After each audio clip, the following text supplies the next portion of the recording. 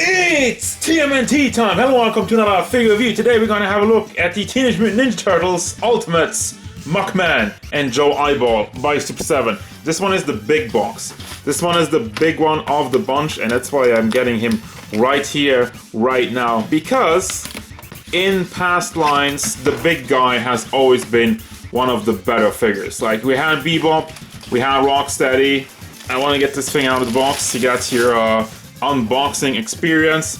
This is how it usually looks like at the Teenage Mutant Ninja Turtles logo, Super7 logo, and the TMNT kind of customized logo of Muckman.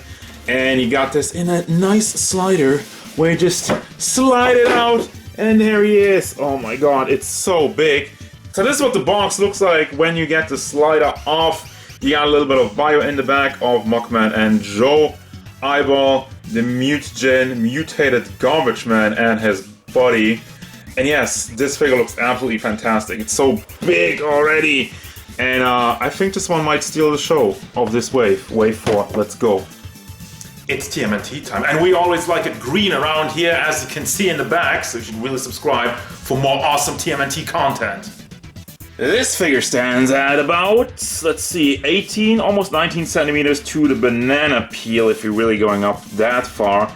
And as much for your inches, that would mean 7.3, almost 4 inches tall. Size comparisons. Here's Jolter, the original Playmates Muckman, NECA Muckman, NECA Michelangelo, the stage figure arts Leonardo, Super7 Donatello, and Darkseid. Oh my god, this is the one where most of the budget went into. You can tell. This figure looks so good. I love the size of it, but we only scratched the surface of it, because once you go in deep and have a look at all of the detail, you will see and you will be able to tell how great this is. So, first and foremost, I like all the tones that go into it. You can tell his eyeballs are a lot more shiny. The nose clamp has like a lot more of a matte finish, and like the bright green stuff is also a lot more glossy than the rest of his body. There's some parts here and there, but then you have like the bog on top of it is again in the matte style, and spaghettis. I don't know, is that his brain? Is that part of his brain? Banana peel. It's kind of a weird color for banana peel, but I guess it's kind of moldy. Oh my god, the mold on it is perfect. You have like the one ear on the side, and like the squid beard, I guess you will call it. You got some fish bones in the back, and just like it's kind of like I think a dry brush effect that goes on throughout it. You can see there's different shades of green, like the brighter parts, and in all the nooks and the crannies there's like the darker really ugly green and like this ooze stuff. Then we go to the arms. Have all this garbage in here. You got a soda can with more ooze leaking out of it, and some more bugs, and whatever this is, some fungus. It's gruesome, it's ugly, and I absolutely love it. Look at the forearm over here, like boy oh boy. It's one of those cases where we had all this detail on the original Playmates figure, but you couldn't really tell because none of it was painted. You have a teddy bear. You got a freaking teddy bear in there, which paint has some bleeding on that one, a giant spider, and a big hole in his chest. He has a name tag, which is nicely done. Small, but New York Sanitation, it's Garson Grunge. That's his real name, I guess. And then we get another flower on this side. The bones, actually some bone part, just as the flesh has been eaten away. Gruesome, disgusting. Got some shrooms on the side, and I don't know, I guess it's not a worm which is kind of digging into the skin. This is really, really disgusting stuff, and I love it. And it's like a bottle or whatever. So we got an apple, eaten apple. It's like leftovers from Pokemon. Ha! We got a milk carton and another soda, not can, but bottle, and a pizza, and a bone, and another bone kind of sticking out over there, and also like parts of a trash can, making up his outfit, and another fish, dead fish bones, and a big feet with the manhole cover on this side. It's just this foot is just kind of melting. Now overall, this figure looks amazing. There's one thing I already said about Rocksteady, and I'm not sure about Bebop anymore.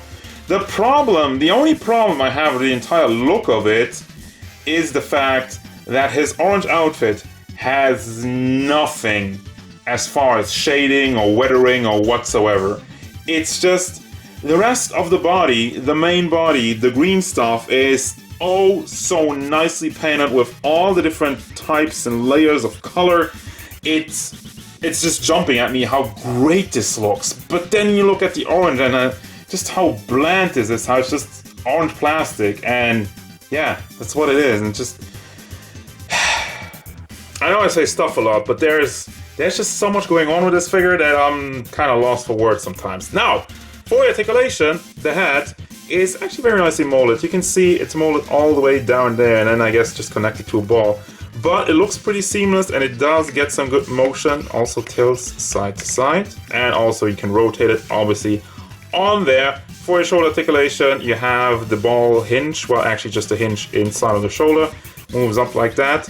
Kind of a little bit more limited on this side because it didn't leave as much room for the hinge. Also, this is soft plastic, will not get into the way, will not get stuck, so you can rotate this one also as well. Do not have bicep swivel on any side, but you know me, I'm definitely one of the guys who says I'm fine with it, because if you would have cut this up, it would have ruined this beautiful mold. Well, maybe not on this side as much, but more on this side, especially with all the mushrooms in there. So I'm alright with that, and it is Super 7, they're not really that heavily focused on articulation. It does come at the price though, so I'm not trying to excuse it, I'm just saying. You have a big hinge in the elbow, so you can bring that up and down and rotate it, and then you got another big hinge in the hand, can bring that up and down, and swivel or rotate or whatever you prefer. Then you can swivel the lower half of the torso. The crotch piece is soft plastic, so we don't have any trouble with that. The legs could be a bit, they are a bit wobbly. There's a little bit of area of error in that. So it does stay in pose. You know, don't get me wrong. It's not spaghetti stuff, but it could be a little bit tighter, especially considering how big he is. But you can also rotate it on here, and then you have a knee joint. Can bring that, just simple hinge. Can bring that up and down, and also rotate. And the feet on both sides have a big hinge, goes up and down, and it can also pivot it. Same thing with the manhole, even though you have a lot more foot in there, still accomplishes the same pivot. It's a lot more limited though in the back and forward movement, but it still works. Now as for accessories, you don't really get that much, but what you are getting is pretty darn big. So first you have the trash can, which has some detail on it. Got the ooze splattering out, the fish bones, the pizza, and another soda can, which is a little bit trashed, a little bit crashed, a little bit crumbled. Same as the trash can itself, has some damage on it, and kind of has a little bit of a dent on the side, and you can pack that to the back of the figure, so it does carry this guy, Joe Eyeball, which is his little friend, his little buddy, which looks freaking gruesome. I just like, this thing is ugly, and ugly by design, and I love it. And then he has a lot of teeth, and weird looking teeth, and yeah, all molded, painted, is good for the most part. It does seem to bleed a little bit on some teeth. Then we go down to his body, where he has some tentacles and an eye randomly popping out of his side. Now, the only thing I'm kind of disappointed is that this is just on hinges, so you can move the arms up and down. They didn't even make like a little ball hinge. Actually say swivels, not hinges. So they could have added a little hinge over there, just to, it's a little bit side movement, but they didn't do that, and whatever. I mean, it's an accessory, it's a very good looking accessory, so I'm not too miffed about it. You have the gun, his bazooka, his soda bazooka, in the slick gray with some more light gray, which looks a lot more metallic, looks a lot nicer, and obviously you do have some green also in there. And as such, you only have one set of hands added to the regular open hands you have on the figure, which is basically used for, this one's for the gun. You have the trigger finger on here, and this one just has some goo in the middle of it, so they're still great looking, but really light on hands. Final thoughts! I really like this figure, but I gotta be objective and honest about it. Overall, the design, the paint job, the mold of it is fantastic. The only problem about the paint I have is the orange, kind of like his orange outfit. Could definitely use some shading considering how great everything else looks. It's really plain and boring in comparison. The articulation is fairly limited, has some good, has some bad. But I gotta go back to the legs. I feel like they're a little bit too wobbly as I was playing around with the figure a little bit more. He kind of does tend to collapse, especially with the trash can on his back. Now, to be fair, that does create a lot of weight in the back, and you know, he still keeps the pose. So again, this is another one of a little bit of a 50-50 where I'm saying it's not awful, but it could be better. And then the accessories, you don't really have that much. You only have the hands, the bazooka, and well, Joe Eyeball is very important. And also, by the way, I said this hand was for the gun. Yeah, I must be tripping. I didn't really see it as well under the camera, but obviously he kind of has some goo in his hand, so no, this is just for posing purposes.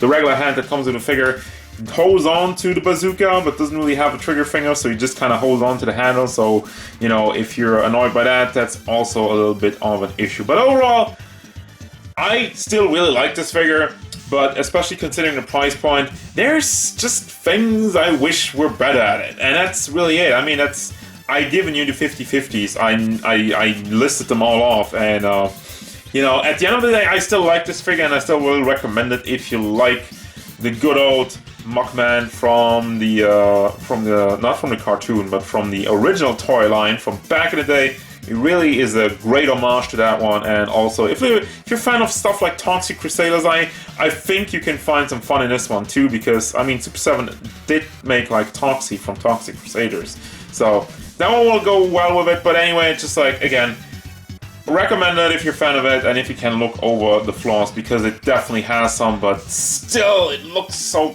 cool. That's gonna do it, guys. As usual, thank you very much for watching. Don't forget, if you enjoyed this review, hit it up with a like and subscribe to the channel so you can stay tuned for more figure reviews, card game stuff, and whatever Muckman and Joe Eyeball want.